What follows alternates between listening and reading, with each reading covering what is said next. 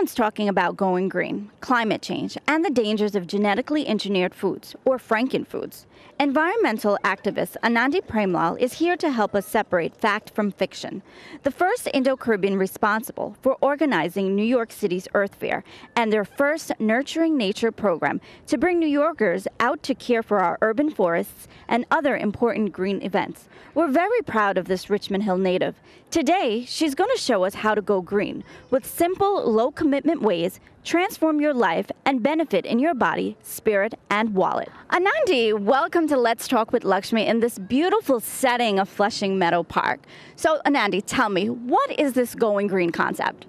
Going green is about being conscious of our consumption, whether it's what we're eating, what we're buying, and what we're putting back out into earth in terms of the garbage or recycling. So why have Americans begun to go green?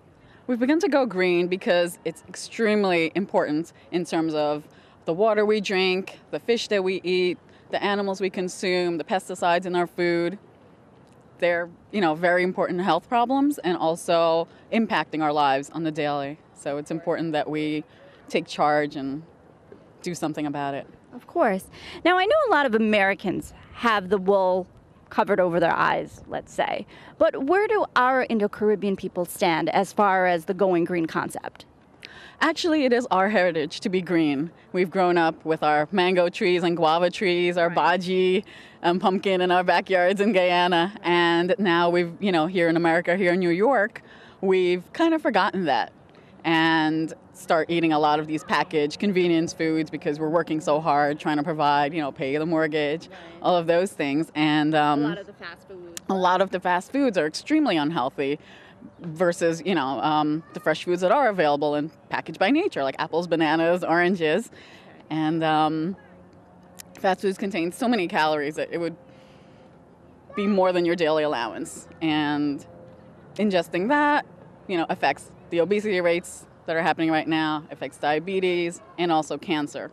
Over 500,000 people in America die of cancer every year. That's 1,500 a year, so it's something, you didn't hear a lot about all these in Guyana. No. That's because we were eating more healthy, more holistically. We were out there walking, miles to school, carrying the food, our dal and rice, and bhaji that our mom cooked, and enjoying that and living more of a life. And so now today, like you said, back home we were eating dal and rice. Our parents bought it to school for us. Now today everybody's working 9 to 5, and I think the quickest thing to do is give your child $5 allowance money, go get something for lunch. I mean, rather than doing that, what's a quick, easy lunch that I could make for my child if I had one? Quick, easy lunch, fresh fruits are very good, but always pair some nuts, some unsalted nuts with the fruit. So you're not just eating sugars. So one carb and one sugar. One carb and one protein. That'll work well. Fresh salads, which are good too. You can make salad wraps, put some hummus, which is a chana, mashed up with a little lemon, wrapped in the lettuce. Very great. Peppers, fresh pepper slices. You can make a really nice wrap and make it a fun kind of a package for the kids to put together. Your pita bread or roti, right, and, some veggies and some hummus and some avocado or pear, and you have a really good, healthy lunch. Oh boy, I think we should take a break and have some lunch. But a lot of our Indo-Caribbean people are coming up now with diabetes and heart disease. And would you say that's because of the food that we're eating now? Absolutely. A lot of food that we eat actually contain high fructose corn syrup, or HFCS, which is extremely toxic to our body because it stores a lot of fat, and then it makes you feel more hungry. So then you're eating more and more. And not realizing that. And not realizing that's what you're doing. Yeah, not realizing you're full and just consuming way more than you should. Add on to like the weight gain as well? Absolutely, especially that's why our children are suffering from obesity. The fact that they don't get enough exercise either. Protect your home and business with authorized dealer ADT Security Services. Advanced Protection Services, Inc. Please call KC Kennedy at 718-699-1376 for all of your home and business alarm systems, CCTV cameras, access control, intercom, and telephone systems, making your home and businesses feel safe. The Corn Refiners Association put out commercials stating that high fructose corn syrup, an ingredient that we've recently demonized, is fine in moderate amounts. Are we being too critical of what we're eating? I mean, first they said sugar was bad, so then we created artificial sugar, and then they said that was bad. I mean, how do we know what they say now is healthy to eat is actually good for us, that won't change? I know it seems confusing, but there are, better alternatives to these Franken foods and to these, chemical additives that, keep coming up and, okay, Splenda is good or, Sweet and Low is good, but actually regular plain old sugar is better. The more natural a food is, or the more something is in a natural state, the better it is. Like even butter versus margarine or sugar, anything in moderation in that sense. But with high fructose corn syrup, there's no way to have it in moderation. It's in everything you can think of, from soda to popcorn to yogurt to baby food to jellies and jams, even bread. Wow. Yeah. Now, is there, what's better, brown sugar, white sugar? I would say brown sugar, but if you're going to have a sweetener, I would say go for raw local honey. That gives you an incredible immune boosting ability because bees, pollinate the local flowers and give you that. Also, yeah, brown sugar is fine. And even stevia, that's a natural plant that even diabetics can use. Really? Okay. So any other alternatives that you would recommend to our viewers to use? I would say keep it to those three basics. They're simple, natural, and they taste good. Oh, okay. There are a lot of politicians and business people who say that climate change is an overblown force. What do you say about that? I think that businesses and also politicians have a vested interest in agriculture and in certain products that are being produced in the U.S. for consumption, whether it's like milk or meat or dairy. Okay. And if they had our health and our children's health as a top priority, or even the earth, saving our water supplies, stopping mountaintop removal, even in our very own backyard in the Amazons. If they cared about tearing down the rainforest or protecting the trees and the planets, then that would be, focused more of their focus versus, going against it and saying, what we can't do. So what would you say their focus is? I think their focus is on, pretty much. I think a lot of it is money making, and I mean, why not? There's a lot of money to be had in producing products that are cheaper, unhealthier. I mean, it keeps everybody in the business, whether it's the medical field or the corn industry or agriculture, and then the schools who are buying from them too. So explain that part with the schools buying from them too. Well, the USDA and Department of Ed, the food that they buy for the kids are not necessarily the best of health. And basically a lot of farmers are paid or subsidized to produce certain foods like corn, for instance, in massive quantities. And they even, destroy crops when they become, too populated. If there's overcrops, they'll destroy, the really good food. And Anandi, give me 1 second here. There's something here that I'm seeing. Could you hold my mic a second? No problem.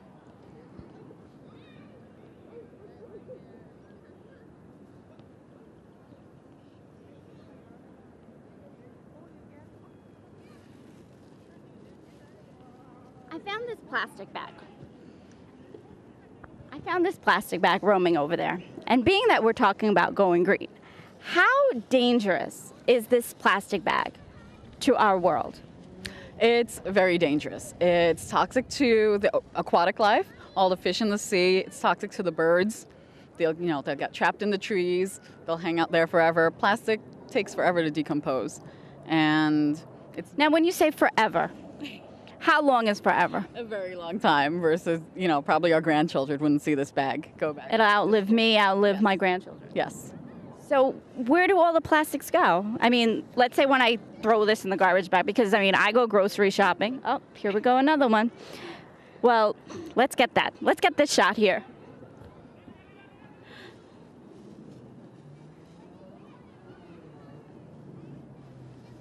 Okay.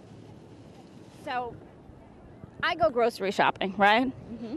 Go to my local grocery store and, I buy my weekly groceries. Come home at maybe 20. And I come home with 20 bags. And what should I be doing with these bags? Actually, you should be taking a reusable bag when you go shopping. Okay. I actually keep some right hanging on my doorknob before I go out, and I know that if I don't take a shopping bag with me, I can't shop. So those bags are coming with me. Because these bags will pretty much never decompose. They will never decompose, and how many of them you have stored up, honestly? A lot. A lot. Maybe 30, 40, 50 maybe. Mm-hmm. Okay. And, they're paying for this, the stores. It'll save the stores money from not having to, create plastic bags and give it out to their customers. Imagine if we're all bringing our own bags there like we used to back in the days, and they do in Europe. Yeah, you take your own little, basket to the market and pick up your fruit. Right. It'll save the world with just one little act. Yeah, I've noticed in the grocery stores that they have the Going Green bags, and they're like 75 cents. And then I just keep on reusing them, right? Yes, absolutely. Okay, well, that's what I'm going to do. I'm going to go to the grocery store this week, and I'm going to pick up a Going Green bag. So these won't be around forever. Going green is not only good for our bodies, but it could also be good for our pockets. What are some money eaters around us? For instance, bottled water. Okay. One bottle of water costs maybe, I think, $1, maybe now $1.25 plus the deposit. An easy way is to get a reusable water bottle. What happens to those plastic containers? Again, just like with the plastic bags, those plastic bottles are not going anywhere anytime soon. So they're just going to sit in landfills. They'll sit in landfills. Or they'll pollute the oceans wherever, the bottles end up going. I've seen so many of them right around the park, just tossed around. All over. I'm seeing this all over. The bags, the bottles, the plastic forks. Tell me about the plastic forks. What happens to those? Same thing. Plastic forks end up staying around, and you use them for what? 2 minutes when you're eating at a function or a party? Okay, so what are some other money eaters, Anandi? Some of the foods that we buy. One easy way to cut out a money eater is to grow some of your own vegetables. Okay, what are some vegetables that we should grow in the backyard? Some of them are eggplant or baigan, your spinach, zucchini, cucumbers, your hot peppers. Bora, right? Mm-hmm, bora is an excellent one. Tomatoes. Tomatoes, yes, absolutely, because most of the tomatoes you buy at the markets and on Liberty have no flavor at all, but the ones that you grow in your backyard taste so good. And what about any type of berries or fruits? Berries or fruits, you could actually probably grow strawberries very well here too. And those are one of the most pesticide-ridden fruits. So those are one of the key, those raspberries and blueberries, any fruit that have a soft, any fruits that are soft and have like no other wrapper like a banana or a thick skin are very susceptible to whatever pesticides are sprayed on them. So those are key foods to buy organic. Everybody has a 9-to-5 job. How realistic do you really think that is? It is possible to have a couple little pots either around the house or in your backyard and have some tomatoes and spinach and hot peppers or some strawberries growing. Okay, and if not, we can go to an organic market, correct? Right. Now, in Queens, where most of our viewers are from, Richmond Hill, where is there an organic shop that I can go to? There are very few. I know Atlas Park actually has an organic farmer's market, or a farmer's market. I can't say that they're all organic, but they do have a farmer's market there during the spring, summer, and maybe sometime in the fall. There are just a couple of health food stores that I know about on Liberty that do have some organic products, and you can shop there.